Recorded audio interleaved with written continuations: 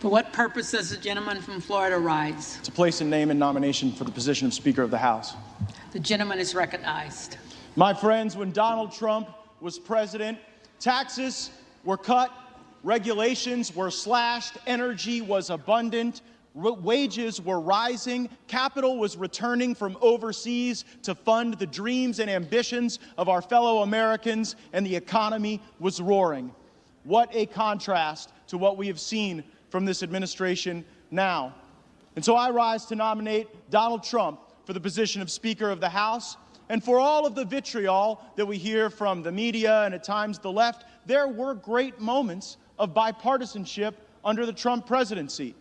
And the Democrat nominee for Speaker knows that well because he led valiantly on the efforts for criminal justice reform, and I was honored to join him. And I know no matter who's sitting in that Speaker chair, we got a lot of work to do on that very issue. We took a first step, but there's a second step and a third step to take, and I'm glad that we were able to work with President Trump, with Republicans, and with Democrats to provide real outcomes for Americans, to create greater prosperity and more opportunity. I also care deeply about President Trump's focus on our nation's veterans. It seemed for far too long on the campaign trail, veterans were disregarded, forgotten about. When we would get elected to office, their issues would not always rise and get center stage, but we were able to pass veterans accountability measures. We were able to actually get people fired at the VA who weren't doing their job. What a great thing that would be to extend and continue to nourish.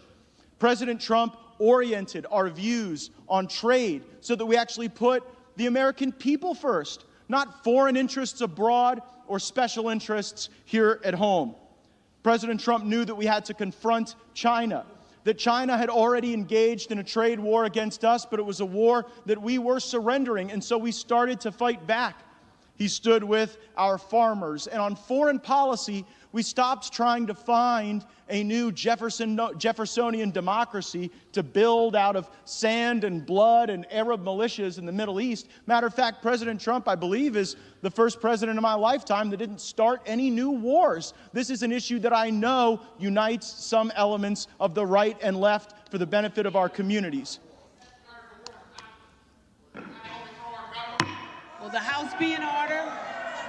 This government for far too long has been deeply corrupt. This town has been deeply corrupt. The way people get leadership positions and chairmanships and opportunities to be able to morally preen has been by accepting lobbyist and special interest money and redistributing that money as currency for favors. And that is not a criticism of either political party. It is a criticism of what we have allowed to happen in this place. And if we just go next man up on our side of the aisle, we will reify that corrupt system and we will abandon the people who are expecting us to fight for them. I have heard from my colleagues about all the important work we have to do, and it is my sincere fear that if we were to allow Mr. McCarthy to assume the speakership, that would not get done, that it would be business as usual, and the very same things that have paralyzed progress for both parties would continue to shackle us to never-ending failure.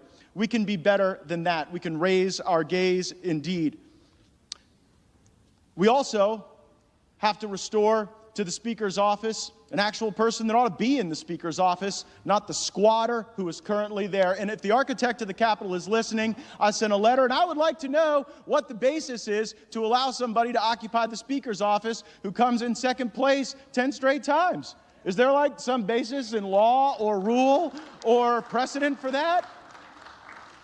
And so I nominate President Trump because we must make our country great again, and he can start by making the House of Representatives great again.